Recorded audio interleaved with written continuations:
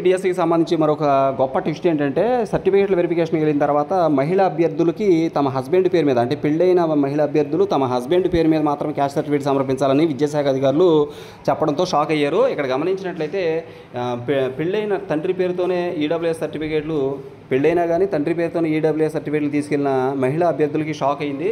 జాబితాలో పేర్కొన్న మేరకు జిల్లాలో అన్ని క్యాడర్ పోస్టులకు సంబంధించి 138 మంది ఈడబ్ల్యూఎస్ సర్టిఫికేట్లు సమర్పించడం జరిగింది. వారి సర్టిఫికేట్లు ప్రత్యేక కమిటీతో రీవెరిఫికేషన్ చేయించారు. ఇందులో సుమారు 20 మంది మహిళా అభ్యర్థులు ఈడబ్ల్యూఎస్ సర్టిఫికేట్లపై మరి కొంత కన్ఫ్యూజన్ అయితే ఏర్పడింది. వీరందరూ ఆ జిల్లా వాసులు అయినప్పటికీ అక్కడే చదువుకున్నప్పటికీ చదువు ఆధారంగా లోకల్ కింద డిఎస్సి రాశారు.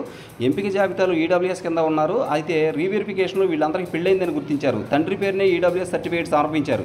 వివాహం కావడంతో తండ్రి ఈడబ్ల్యూఎస్ సర్టిఫికేట్ సరిపోదని, భర్త ఏ జిల్లాలో ఉన్నా అక్కడ రెవెన్యూ శాఖ జారీ చేసిన ఈడబ్ల్యూఎస్ సర్టిఫికేట్లు ఉండాలని రాష్ట్ర విద్యాశాఖ అధికారులు ఆదేశాలు ఇచ్చారు. దీంతో జిల్లాలో రీవెరిఫికేషన్లో భర్త కుటుంబం నుంచి కాకుండా తండ్రి పేరునే ఈడబ్ల్యూఎస్ సర్టిఫికేట్ పెట్టినటువంటి 20 మంది మహిళా అభ్యర్థులకు భర్త పేరున ఈడబ్ల్యూఎస్ సర్టిఫికేట్ తీసుకురావాలని సమాచారం పంపడం జరిగింది. అక్కడ భర్త కుటుంబం చాలా ఉన్నతమైన స్థాయిలో కనుక ఉంటే ఈడబ్ల్యూఎస్ సర్టిఫికేట్ వచ్చే అవకాశం ఉండదు. అప్పుడు ఈ అభ్యర్థులు ఎంపికను తిరస్కరించే అవకాశాలు కనిపిస్తున్నాయి. దీంతో ఆయా అభ్యర్థుల్లో టెన్షన్ మొదలైంది.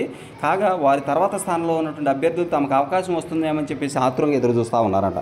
ఇది మొత్తం మీద ఇది ఒక రకంగా షాకింగ్ న్యూస్. ఎందుకంటే అప్పటి వరకు చాలామంది అభ్యర్థులు తండ్రి పేరు మీద అంతకుముందు ఏదైతే సర్టిఫికేట్లో ఎడ్యుకేషన్ సర్టిఫికేట్లు కూడా తండ్రి పేరు మీదే ఉంటాయి.